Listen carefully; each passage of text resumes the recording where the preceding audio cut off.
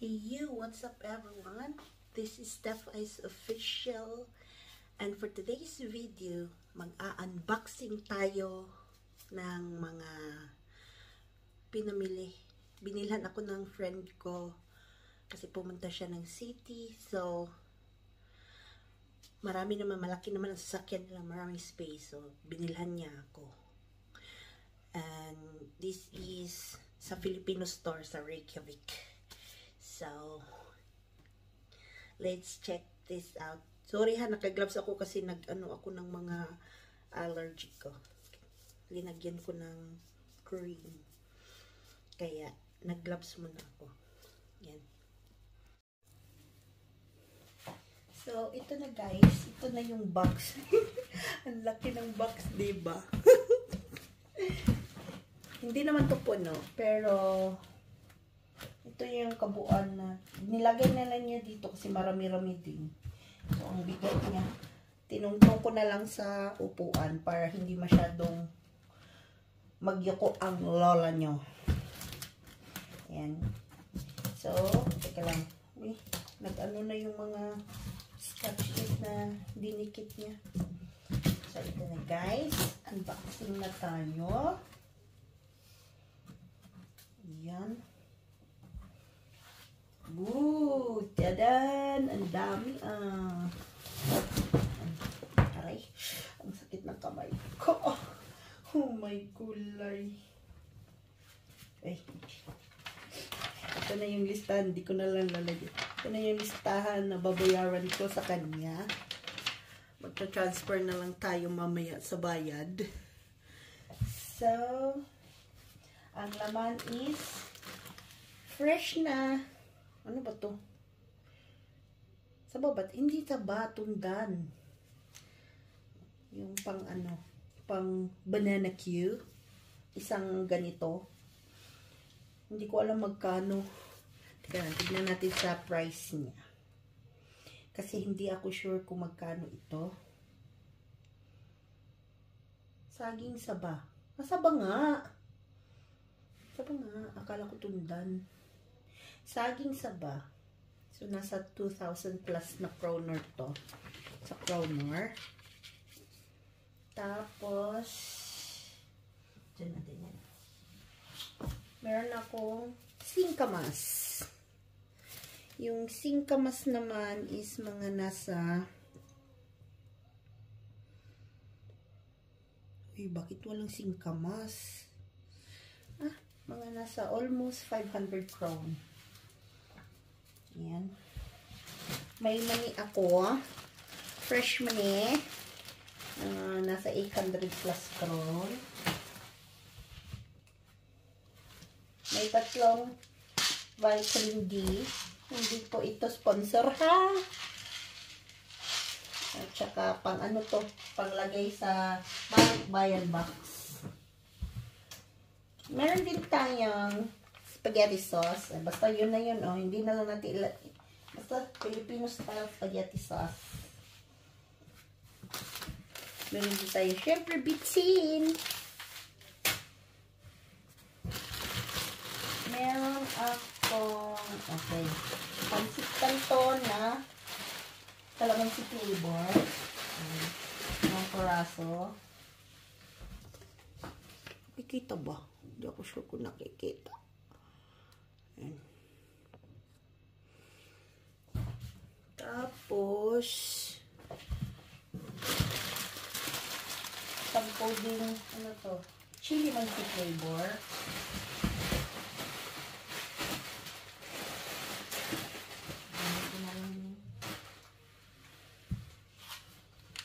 Meron akong, syempre, mais na bigas. So, hindi ko alam ilan. 1 kilo yata to. Or, hindi ako sure. Tingin nga.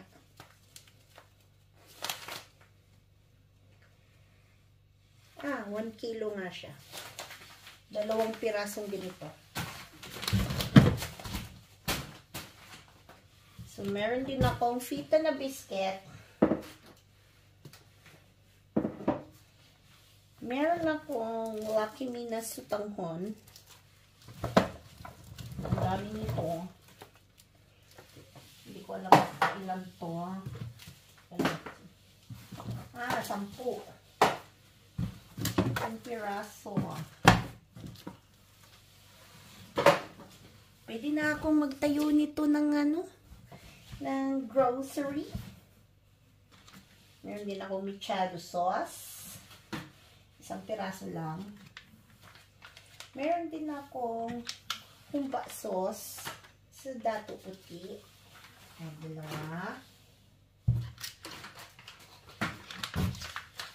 Meron din akong adobo sa gata. 2.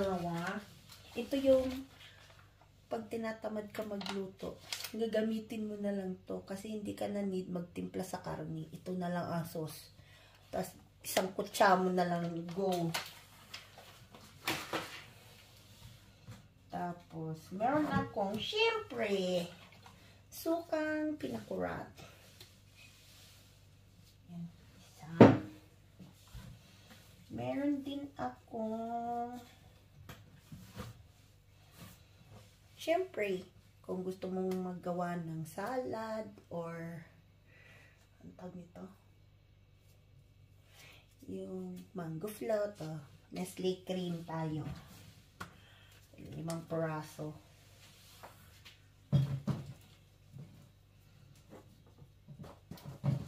Nestle all-purpose cream. Meron din akong 2 corned beef. Hindi ko na lang pa naman sa sponsoran niyo ako. Meron din akong beef loaf, 2 din. Kasi ang bigat na guys, isang buong box, sobrang bigat. Hindi nga ako ang nito, si Blessed ang nagpaakyat nito dito sa bahay. Tapos meron din, syempre, all-time favorite, Star Flakes. Biscuit. At saka, ay, meron din pala akong isa lang ang pinabili ko. Yung marinated na bangus na pwede na siya, ready to fry na siya pag pag defrost mo na siya. So, ito, dahil nandito tayo sa ibang bansa, pang malakasan din, spam. At saka, ulam ng mga tamad. Kasi mabilis lang itoin. So, ito na lahat ang laman. Wala nang laman ang box. Ito na lahat ng laman. So, at least may 2 kilo akong bigas na mais. Kasi na-miss ko. Kasi nung umuwi ako ng Pilipinas, ang lagi kong kinakain is mais. Sobrang ganda ng mais. Oh. Hindi ko alam magkano kilo nito. Bigas na mais. Mais. Where is mais? Ito price na to ng 2 sa 1 peso. Mga 7 plus lang to. So, not bad. Pero good luck sa akin kasi hindi ako marunong magluto nito. Marunong na akong lumamon. Pero hindi ako marunong magluto ng luto ng mais. So, ito na siya. 2. Yan na po lahat. At saka, pero ibabalik ko na lang to dito muna kasi hindi ko muna to i-arrange. Pagpabukas ko na lang to para ma-arrange ko ng maaga, ng maayos. Kasi maghahanap pa ako ng space. Ay, meron pa pala ako. Nakalimutan. Meron pa pala. Isang ganito din. Ano din to?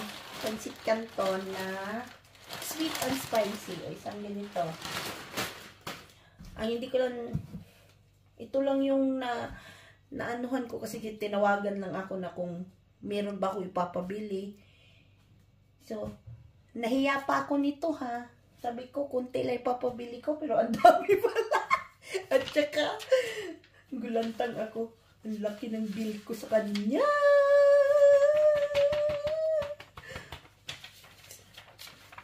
Kaya, ito na yung lahat. Tsaka, ano na to? Hindi naman to isang buwan na ano ha. Kasi minsan lang kasi kami bumibili ng mga ganito. Kasi wala dito sa lugar namin. Nandun lang sa city. So, kung sino man ang pupunta doon, magpapabili lang kami.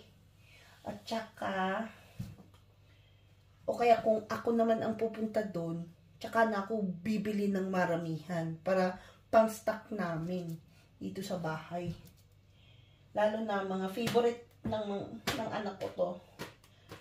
Lalo na mga snack-snack. Tapos lagyan siya, ipare siya ng boiled egg or sunny side up na egg. Oh, ito. Tapos yung singkamas, mamaya kakainin ko yun. Yung saging naman, hindi pa siya masyadong hinog. Yellow lang siya pero hindi pa siya masyadong hinog. Iaano ko to, meron pa nga siyang green, meron pa siyang green. May green pa siya. So, ito, i-stay ko muna to para ano siya. Tapos, ipa-fry ko siya. Para maging, ano tayo, meron tayong, ang tawag nito? Banana Q. Mahal din siya, pero paminsan-minsan lang tayo para hindi tayo anong tawag nito, hindi din magiging wakwak. Namimiss ko kasi yung ibang mga pagkain na to kasi minsan lang kami meron dito. So, ayan. So, ito na po yung lahat. Ayan. Yan na po lahat ng mga nabili. Yan na lahat. So, shoutout sa aking mangga na hindi ko pa nabalatan. Ayan na lahat yung nabili. Ayan guys. Salamat sa pagpapanood ng aking vlog na ito. Ayan. Yan na po lahat ang nabili natin. Hoy, baka naman sa mga mga kumpanya sponsor. Nandito sponsor, binayaran ko to. Binili to ng kaibigan ko para sa akin. Yan. So, ito na yung chiren. Basta ito na yung bill. Ayan. Yan na lahat ng babayaran natin. Ayan.